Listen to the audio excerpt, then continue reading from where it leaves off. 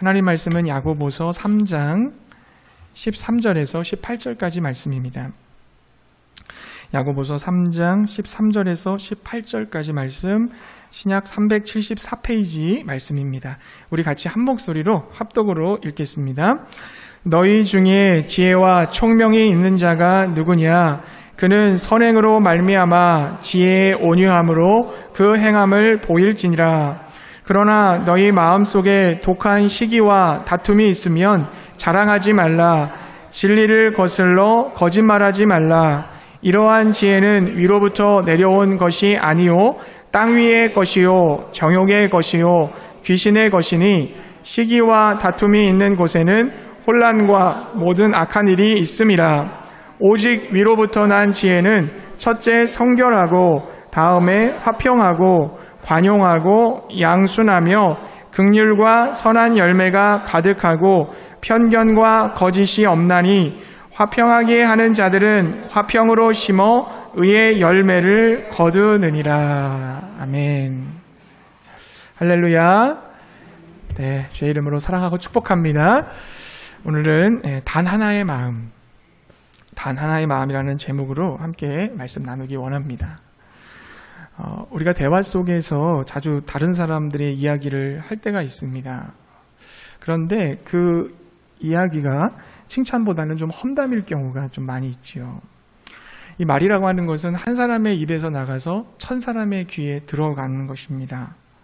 그러다 보니까 한마디의 말이 막 이간질이 되기도 하고 또 일생 동안 키워온 우정을 깨뜨리기도 하고 인간과 인간을 갈라놓고 불화의 씨앗을 심고 불신의 사회를 만드는 것입니다. 미국의 애틀란타 저널이라는 잡지에 모간 블레이크라는 사람이 매우 인상 깊은 기사를 쓴 적이 있습니다. 이렇게 돼 있어요. 나는 다른 사람에게 치명적인 타격을 가할 수 있는 힘과 기술을 가지고 있다. 나는 사람을 죽이지 않고도 승리할 수 있다. 나는 가정과 교회와 국가를 파괴한다. 수많은 사람의 인생을 파괴한다. 나는 바람의 날개를 타고 여행한다. 아무리 순결한 사람이라도 내게는 무력하며 아무리 정결한 사람이라도 내게는 무력하다. 나는 진리와 정의와 사랑을 경멸한다. 나는 나의 희생자를 전 역사와 전 세계에 갖고 있다. 나는 바다의 모래보다 더 많은 나의 노예를 거느린다. 나는 결코 망각하지 않으며 결코 용서하지 않는다. 나의 이름은 중상모략이다. 우리가 읽은 이 신약 야고보서 3장은요, 이 말과 혀에 대한 위험성을 경고하고 있습니다. 6절 말씀, 여러분 3장 6절에 보게 되면 혀는 곧 불이요 불의의 세계라. 혀는 우리 지체 중에서 몸을 더럽히고 삶의 수레바퀴를 불사르나니 그 사르는 것이 지옥불에서 나느니라고 말씀했습니다. 여러분, 불이라고 하는 것이 얼마나 큰 파괴력을 가지고 있습니까? 화재가 나는 그 현장, 그 비참한 현장을 상상해 보세요. 우리 집에 불이 나게 되면 우리 가정에 다 불타는 거잖아요. 없어지는 거예요. 생명을 잃고 지금까지 모은 모든 재산은 다 한 줌의 재로 변하게 됩니다. 산에 불 나는 거 여러분 보셨어요? 그동안 여러분 나무, 자연을 보호하기 위해 심었던 모든 나무, 모든 노력들이 숲으로 돌아가게 됩니다. 성경은 혀가 이와 같이 끔찍한 재앙과 상처와 비극을 초래할 수 있다는 것을 가르쳐주고 있습니다. 또 이 혀로 인해서 온 몸이 더럽혀진다고 그랬어요. 혀는 여러분 우리의 온 인생, 모든 계절, 모든 세대를 망가뜨릴 수가 있어요. 혀가 파괴시키고 사르는 것이 지옥불에서 나는 불과 같다고 그랬습니다. 아까 우리 영상 봤잖아요. 오늘이 원래 그 교회 교육주일이에요. 다음 세대들을 위한 교회 교육주일인데 목사님이 아이들에게 거짓말을 가르쳤을 때 그 파급이 그들의 평생을 좌우한 걸 볼 수 있잖아요. 그러니까 한마디의 말이 우리 인생을 불사른다는 거죠. 누군가 나에게 던졌던 그 한마디가 우리의 평생을 고통스럽게 하고 억압하고 우리를 망칠 수 있는 기회도 될 수 있고, 또 누군가 던진 그 한마디의 말이 우리를 영원토록 빛나게 하고 아름답게 하고 복되게도 할 수 있는 거예요. 그러니까 그 혀가 갖고 있는 위력이 얼마나 큰 건가를 우리가 알 수가 있는 것입니다. 그렇기 때문에 혀 말은 다스려져야 됩니다. 통제되어야 되고 지배되어야 됩니다. 여러분, 이 야고보서 그 3장 3절부터 4절을 보게 되면요, 두 개의 그림을 우리에게 보여줘요. 먼저 달리는 말에 대한 그림인데, 달리는 말에게 있어 중요한 게 뭡니까? 그 제갈, 굴레잖아요. 말을 통솔할 수 있고 말의 방향을 잡아주기 위한 게 제갈이고 굴레인데요, 그걸 통해서 방향을 잡을 수가 있습니다. 만약에 그 제갈과 굴레를 씌우지 않는 말이라고 한다면 어떻게 되겠어요? 통제가 안 되는 거죠. 길이길이 뛰는 그런 말이 되지 않겠습니까? 아마 야생마가 되고 말 거예요. 또 하나의 그림은 뭐냐면 배의 그림인데요, 바다에 떠 있는 배입니다. 배를 조종하고 다스리는 일에서 제일 중요한 게 뭡니까? 키지요. 키, 움직이는 키, 방향을 잡는 키. 그러니까 선장은 키를 가지고 그 배의 방향을 움직이는 것입니다. 자, 제갈도 작고 키도 작아요. 그러나 이 제갈로 야생마를 움직이고 키로 배를 움직일 수가 있습니다. 키와 그리고 제갈이 없는 그러한 배와 말을 상상할 수 있을까요? 말은 쓸모가 없을 것이고 배는 파산하고 말 것입니다. 제갈과 키라는 것이 굉장히 작지만 전체를 주관하는 것처럼 우리의 혀가 너무 작지만 우리의 인생 전체를 주관한다는 거죠. 그 작은 말 한마디가, 그 언어가, 혀가 우리 몸 전체를 주관한다는 겁니다. 그러면 여러분, 어떻게 내 말과 혀를 길들이고 통제할 수 있을까? 긍정적인 말을 많이 하고 노력하고 친절한 말을 하고 온유한 말을 하려고 애쓰면 되겠습니까? 마치 동물을 조련하듯이 내 말과 혀를 훈련시키면 가능할까요? 그러나 여러분, 이 방법으로는 혀를 길들일 수 없다고 기록하고 있습니다. 7절부터 8절 말씀을 보게 되면 혀를 길들일 사람이 없다. 나의 노력으로는 혀를 길들이는 것은 불가능하다. 그렇게 기록을 하고 있습니다. 그럼 어떤 방법을 써야 될까요? 여러분, 3장 10절부터 12절까지 말씀 한번 같이 읽어볼게요. 야고보서 3장 10절부터 12절 말씀 우리 같이 읽겠습니다. 한 입으로 찬송과 저주가 나는도다. 내 형제들아, 이것이 마땅하지 아니하니라. 샘이 한 구멍으로 어찌 단 물과 쓴 물을 내겠느냐. 내 형제들아, 어찌 무화과 나무가 감람 열매를, 포도나무가 무화과를 맺겠느냐. 이와 같이 짠 물이 단물을 내지 못하느니라. 아멘. 자, 한 입술에서 찬송과 저주가 나오는 것이 옳지 않다. 내가 하나님 사랑합니다. 예수님이 나의 주인이십니다. 이렇게 고백을 하고 나서 누군가를 향해서 미워하는 말, 욕하는 말, 바보라고 얘기를 하고 막 시기하고 질투하고 이렇게 할 수 없다는 거예요. 샘이 한 구멍에서 어떻게 단물과 쓴물을 동시에 낼 수 있느냐. 어떻게 우리가 하나님을 사랑한다고 얘기하면서 형제와 자매에 대해서 시기, 질투, 원망, 불평, 미워할 수가 있느냐, 욕할 수 있느냐. 그것이 가능한 이유는 뭐냐? 마음이 하나가 아니라 마음이 두 개라는 거죠. 두 개의 마음을 가지고 있다는 겁니다. 마음이 두 개이기 때문에 두 가지 말이 나오는 거죠. 마치 샘이 두 개니까 한 샘에서는 단물이 나오고 한 샘에서는 쓴물이 나오는 것처럼 마치 내 마음 안에서도 마음이 두 개이기 때문에 한쪽에서는 찬양, 한쪽에서는 욕과 미움, 이게 나온다는 겁니다. 자, 여러분 13절부터 18절은 두 마음이 어떤 마음인지를 보여주고 있어요. 즉 참지혜와 거짓지혜, 하늘의 지혜와 땅의 지혜, 하나님께 속한 지혜와 사단에 속한 지혜, 이렇게 어떤 마음인지, 두 마음이 어떤 마음인지를 날카롭게 대조를 하고 있습니다. 어떤 지혜를 가지느냐에 따라서 우리의 생각에 영향을 받게 될 거고요. 우리의 생각에 영향을 받게 되면 우리의 마음밭에 영향을 받게 될 겁니다. 우리의 마음밭이 영향을 받게 되면 우리의 말이 어떻게 나오느냐가 결정하게 될 거예요. 우리의 행동이 어떻게 나오느냐가 결정되는 거죠. 그러니까 어떤 지혜, 어떤 생각, 어떤 마음이 중요한 겁니다. 말과 행동을 바꾸기 전에 먼저 어떤 생각, 어떤 마음을 내가 갖느냐, 이게 더 중요하다는 거죠. 여러분, 우리의 말이 달라지고 우리 행동이 달라진다면 우리 인생이 변화되게 될 줄 믿습니다. 온전하고 성숙한 그리스도인이 될 수 있음을 믿으시기 바랍니다. 그런데 이런 사람이 있을 수 있다는 거예요. 나에게는 지혜와 총명이 있습니다. 나는 하나님께서 주신 지혜가 있습니다. 나는 하나님께 속한 사람입니다. 이렇게 말하는 사람이 있다는 거예요. 그런 사람에게 성경은 뭐라고 말을 하고 있어요? 우리 13절 말씀 한번 읽어볼게요. 13절의 말씀 함께 읽겠습니다. 너희 중에 지혜와 총명이 있는 자 온유함으로 그 행함을 보일지니라. 아멘.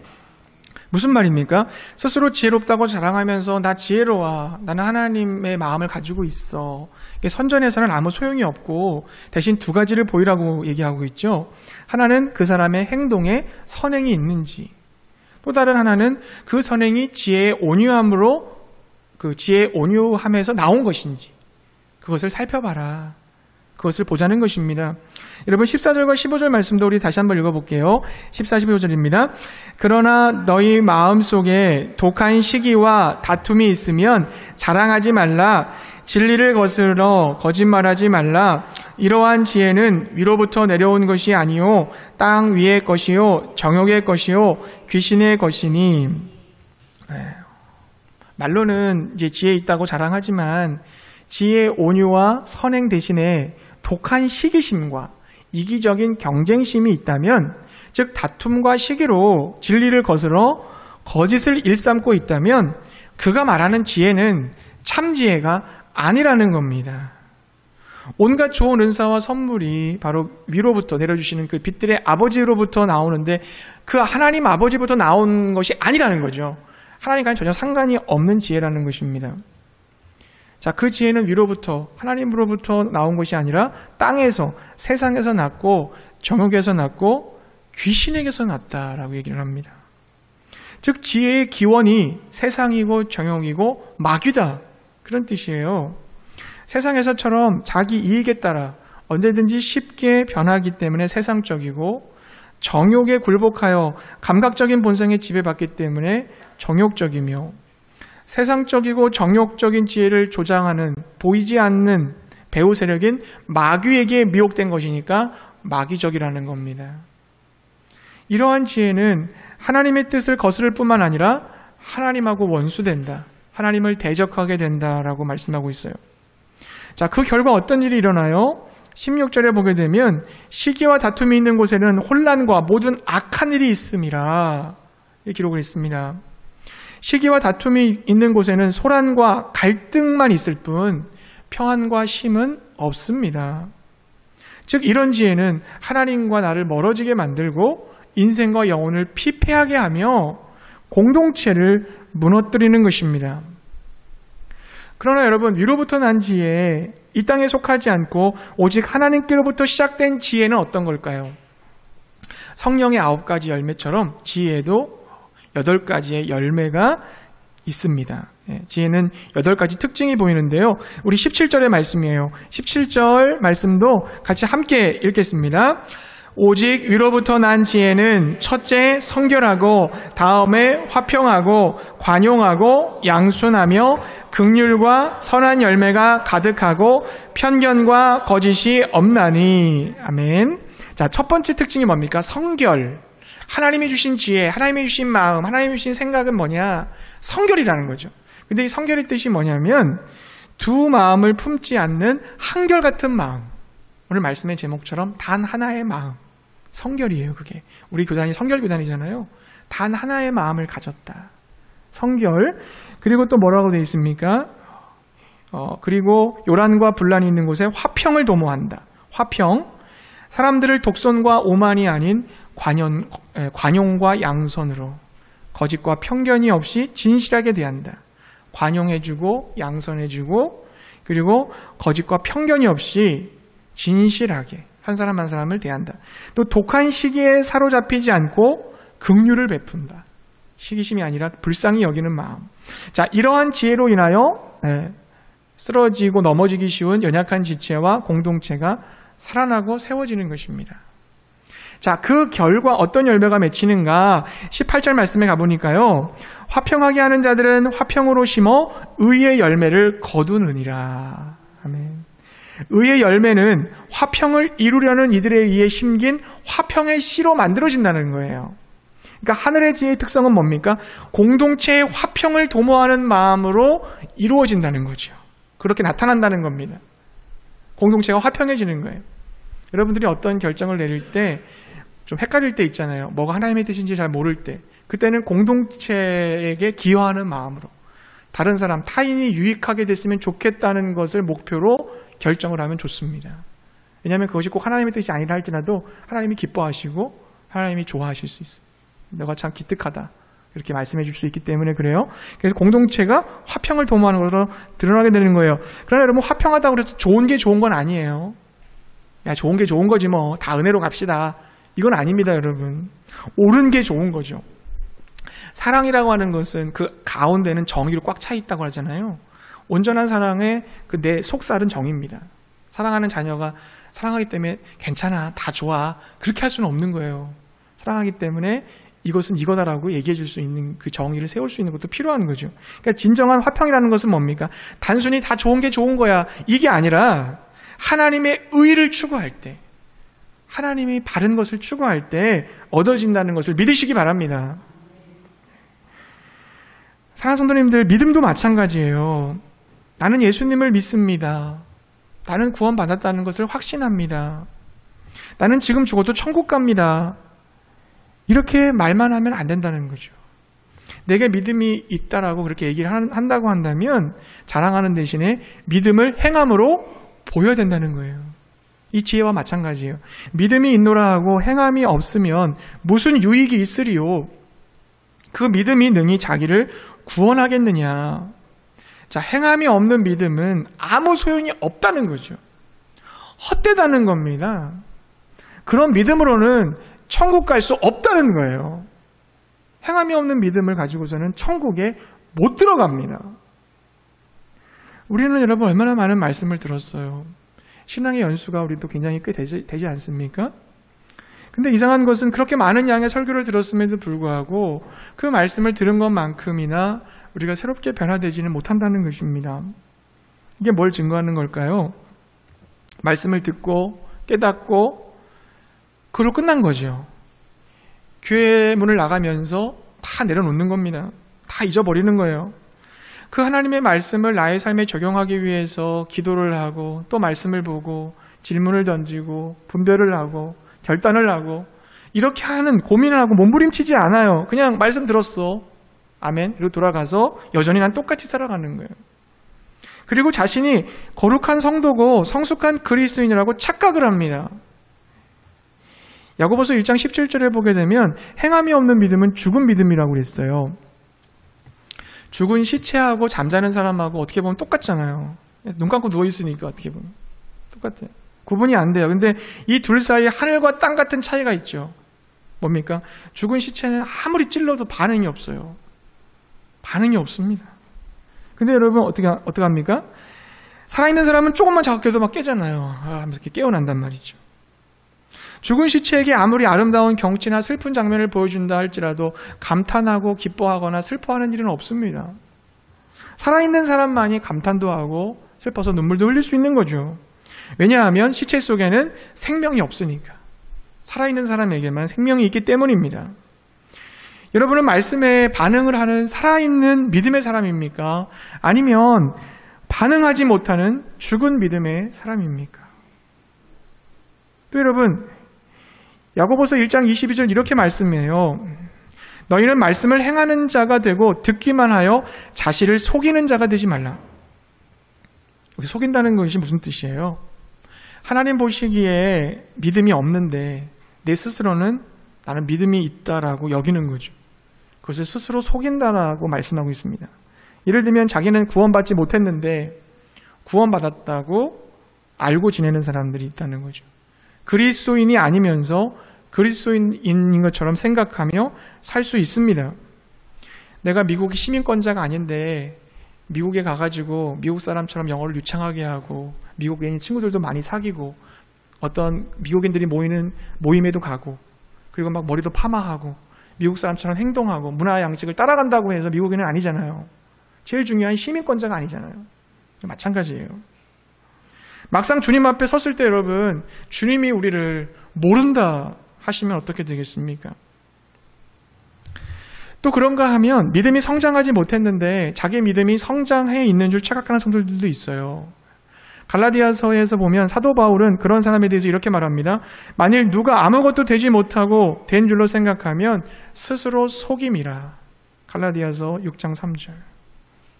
또 주님은 요한계시록에서도 물질도 풍성하여 삶도 윤택하고 복받고 잘 살고 있다고 여기고 있었던 라오디게아 교회를 향해서 이렇게 말씀했습니다. 네가 말하기를 나는 부자라 부요하여 부족한 것이 없다 하나 내 곤고한 것과 가련한 것과 가난한 것과 눈먼 것과 벌거벗은 것은 알지 못하는도다. 난 이 정도면 괜찮은 신앙인이야. 난 그래도 저 사람보다는 더 신앙 단수가 높아.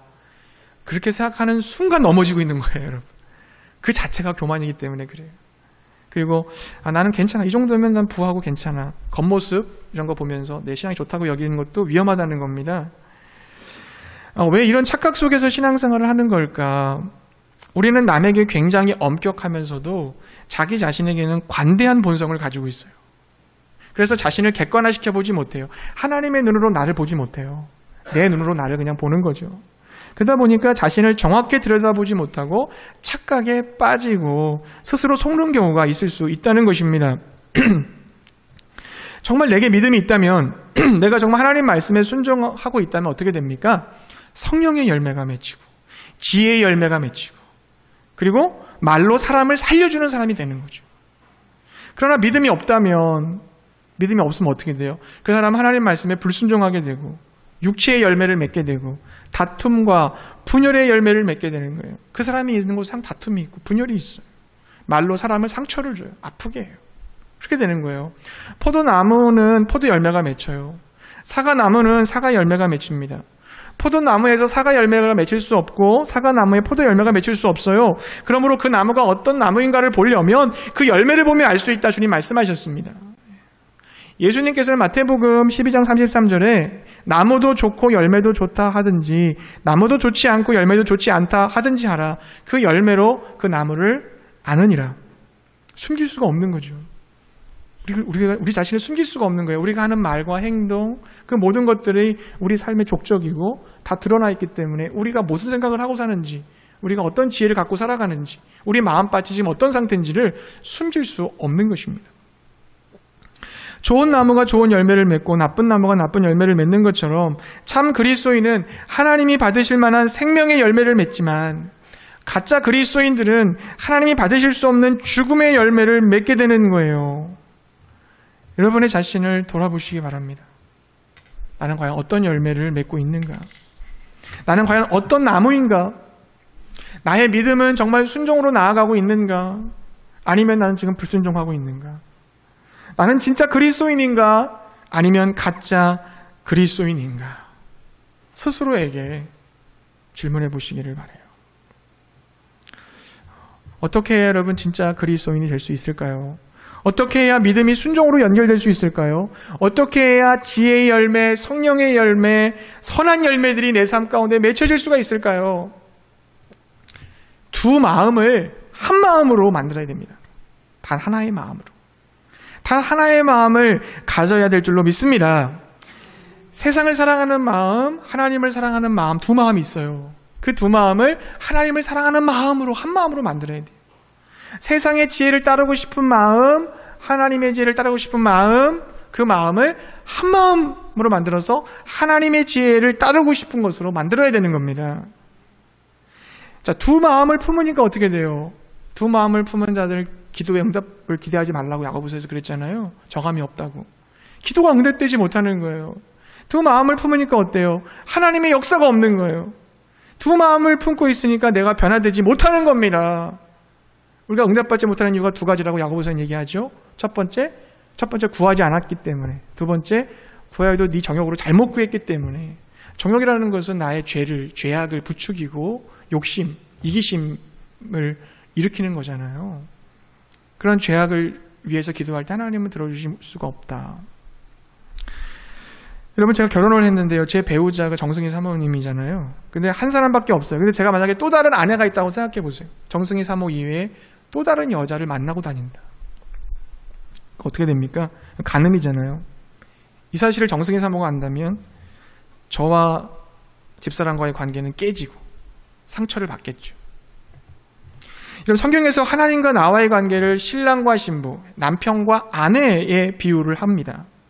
남편 대신 하나님을 버리고 돈을, 자녀를, 친구를, 이 세상의 것을 사랑하고 마음을 주고 섬기는 것, 그게 뭐다? 영적 간음이다.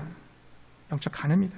이게 바로 하나님과의 언약을 내가 스스로 깬 겁니다. 약속을 깬 거예요, 여러분.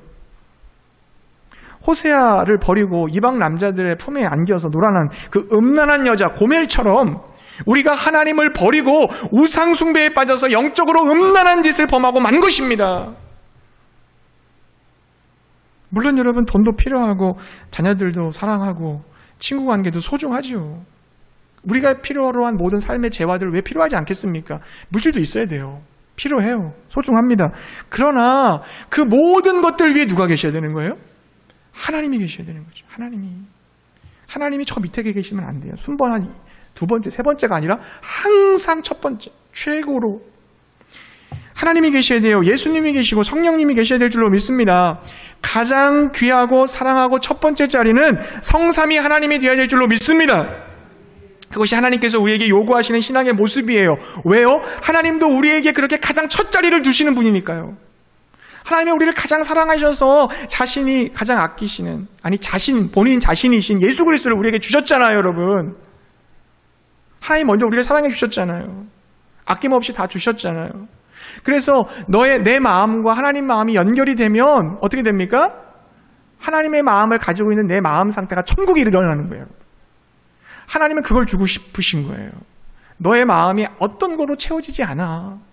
채우려고 노력해도 너는 고통스러울 거야. 왜? 내가 널 만들었으니까 내가 너를 잘 알아. 그래서 내가 너와 함께 하기를 원해. 너의 마음에 내 마음을 심어주기를 원해. 내 눈을 너에게 주기를 원해. 내 손과 발로 네가 쓰임받기를 원해. 그래서 우리 마음을 달라는 거예요. 우리를 행복하게 해주고 싶으셔서. 다른 것에서 우리가 만족할 수 없기 때문에. 하나님의 사랑인 거죠. 하나님의 은혜인 겁니다. 신명기 6장 4장 말씀 보면은 이스라엘아 들어라. 우리 하나님 여호와는 오직 유일하신 하나님이시니 너는 마음을 다하고 뜻을 다하고 힘을 다하여 내 하나님 여호와를 사랑하라. 이스라엘에게 주셨던 쉐마의 말씀.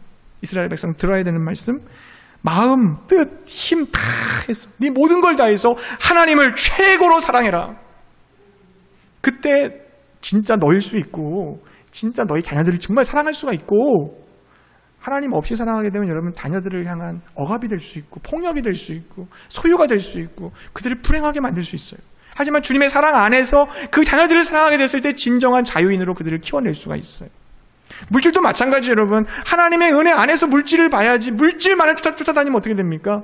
그 물질에 내가 먹혀요. 피폐해지는 인생을 살게 되는 거예요. 마태복음 10장 37절 말씀 보세요. 아버지나 어머니를 나보다 더 사랑하는 자는 내게 합당하지 아니하고 아들이나 딸을 나보다 더 사랑하는 자는 내게 합당하지 아니하며 가족들을 사랑하지 말라는 말이 아니에요. 여러분 사랑해야죠. 아껴야죠. 하나님 안에서 하나님을 최고 자리에 놓고 사랑해라. 그래야 질서가 잡힌다. 그래야 진정 사랑할 수 있고 네가 행복하게 사랑할 수 있다. 하나님을 가장 사랑하는 것이 우리의 행복인 줄로 믿습니다. 사랑하는 성도님들 마음이 나눠져 있습니까? 하나님보다 더 사랑하는 것이 있고 내 삶의 주인이 하나님이 아니라 다른 것이 돼 있습니까? 내가 사랑했던 거, 내가 주인 되었던 거 그건 내려놓고 하나님께로 돌아오시기 바랍니다. 두 마음이 아니라 두 마음이었던 내 마음을 하나님을 향한 한 마음으로 바꾸시기 바랍니다. 아까 우리가 그 찬양 불렀잖아요. 내가 주인 삼은 모든 것 내려놓고 내가 사랑했던 것 모든 것 내려놓고 주님만 사랑해. 주님만 사랑해. 근데 왜 그렇게 할 수 있어요? 주 사랑 거친 풍랑에도 나를 잠잠케 하신다. 그 하나님의 사랑이 내 이 인생의 그 굴곡과 어려움과 환난 속에서 깊은 심연의 평안을 주시는 분이기 때문에 내 주인을 바꾸고 내 사랑의 대상을 당신께로 바꿉니다라는 고백이에요. 여러분 이 찬양의 고백이 저 여러분의 고백이 될 수 있기를 바랍니다.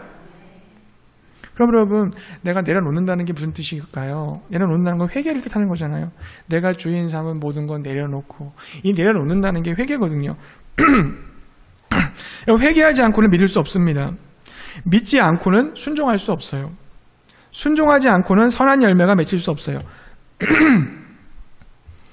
여러분 이런 말이 있습니다. 학문사변행. 학문사변행. 이게 뭡니까? 배우고 묻고 생각하고 분별하고 행한다. 행하려고 하면 잘 안 돼요. 행하기 전에 뭘 해야 돼요? 분별해야 돼요. 이게 하나님의 뜻인가 아닌가. 분별하기 전에 뭘 해야 돼요? 생각해야 돼요.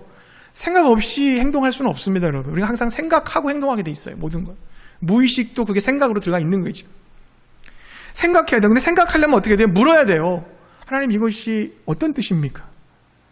하나님 날 향한 계획이 뭡니까? 물어야 되고 그 물으려면 어떻게 돼요? 배워야 돼요. 인풋 들어가는 게 없는데 뭘 물어보겠어요. 공부 잘하는 친구들은 들어가는 게 있으면 묻게 되거든요. 근데 질문이 없는다는 것은 완벽하게 알았든지 아니면 제대로 공부를 하지 않았든지 둘 중에 하나예요. 그러니까 여러분 우리 하나님 말씀을 자꾸 대하는 이유는 뭡니까? 배우려고. 알아야 되거든요. 지혜와 지식에서 자라가야 되거든요. 그리고 그렇게 배우고 나서 또 뭐 해야 돼? 물어야 돼요. 이게 도대체 뭐지? 어떻게 해야 되는 거지? 물어야지 생각을 할 수가 있어요. 그래서 말씀 묵상할 때 질문 던지라고 했잖아요. 그 이유가 물으라는 거예요. 하나님 앞에. 이거는 하나님에 대해서 의심하라는 얘기가 아닙니다. 하나님을 의심하라는 얘기가 아니라 의심 속에 신앙은 더 자라나게 되는 건데 부정적인 의심이 아니라 더 하나님의 진리에 가까이 다가서기 위한 물음인 거죠. 그 물음을 통해서 내가 생각을 하고 생각 속에서 분별하고 분별까지 갔을 때 비로소 행함이 나올 수 있는 거예요. 그러니까 여러분 자꾸 하나님 말씀 앞에 가까이 나가는 거죠. 그게 필요한 거죠. 그렇게 되면 여러분 회개하지 않고는 믿을 수 없어요. 믿지 않고는 순종할 수 없어요. 순종하지 않고는 선한 열매가 나타날 수 없어요. 그러면 첫 단추는 회개일 텐데 회개가 뭡니까? 회개는 돌이키는 거잖아요. 지금 내가 가는 그 방향에서 유턴하는 겁니다. 내가 사랑하고 내가 주인으로 섬기던 것에 돌아서서 하나님을 주인으로 섬기며 하나님을 사랑하는 삶의 방향으로 나아가는 것입니다. 콘스탄티누스 대제가 로마의 군중들을 향해서 기독교를 국교로 한다고 선포했잖아요. 밀라노 칙령인가요? 국교로 했어요. 그 순간 얼마나 좋았겠어요. 로마가 카톨릭을 핍박하고 기독교를 핍박하고 어렵게 했잖아요. 근데 로마의 국교는 이제는 기독교다. 핍박이 끝났다. 기독교인의 계절이 왔습니다. 그런데 콘스탄티누스 대제가 기독교를 국교로 공인하던 그날 기독교 역사상 가장 어두운 암흑의 날, 흑암의 날이 시작된 거예요, 여러분. 왠지 아십니까? 그 기독교를 국교로 하자 어떻게 됩니까? 많은 사람들이 생각하는 거죠. 나도 이제 기독교인이야. 나도 이제 그리스도인이야. 누구나 다 교회에 나올 수 있어요. 근데 회개 없는 기독교인, 진정한 신앙 고백이 없는 기독교인, 십자가를 지고 주님을 쫓겠다는 마음이 없는 기독교인, 그런 사람들이 양상되기 시작하는 거예요. 누구나 다 와 그러니까, 다 받아줄게 그러니까. 그런 기독교가 중세를 물들이게 되자 어떻게 됐습니까? 중세는 여러분 말할 것도 없잖아요. 그들이 예수님을 믿고 세례도 받았고 교회도 출석은 하지만 마음은 변하지 않았어요. 마음은 나눠져 있어요. 그 상태로 교회를 다녀요. 그들은 예수님을 주님으로 모시기 위해 회개하지 않았어요. 여전히 두 마음을 가지고 있어요. 그 결과 어떻게 됐습니까? 중세 기독교는 가장 타락하고 더럽고 썩은 종교 집단이 되고 말았습니다. 사랑하는 성도님들, 이 시대를 보세요, 여러분. 세례 줄 때 분명한 신앙 고백이 없이 자기 교회 신자 만들려고, 우리 교회 재적수 한 명 더 늘리려고 형식적으로 주는 경우들이 얼마나 많아요. 우리도 이제 여러분 임직식을 하게 되겠지만 임직을 줄 때 하나님을 향한 마음의 점검도 없이 때가 되면 다 받는 거지 뭐, 그렇게 생각하지는 않습니까? 그 결과 여러분 교회는 점점 힘을 잃어가는 거예요. 여러분 우리 한국 교회를 보세요. 얼마나 힘이 없는지. 중세시대에 흑사병, 그 패스트가 발병했을 때 중세시대는 바닥이었습니다. 그러니까 성직자도 조롱당하고 교회 성도들도 조롱당하고 무능하다고, 하나님은 없다고 얘기하면서 인본주의, 계몽사상으로 넘어가잖아요. 인본주의 사상. 르네상스 시대가 열리는 거잖아요. 그래서 그 결과가 또 제2차 세계대전 터져가지고서 핵무기 만드는 거잖아요. 또 이 시대가 여러분 그런 시대예요. 지금 하나님이 조롱받고 있는 시대. 우리가 잘 못 사니까 하나님이 우리를 통해서 역사하지 않아요. 교회를 통해 역사하지 않아요. 하나님의 영광을 잃어버렸어요. 그런 교회와 목회자들과 성도들이 너무 많아요.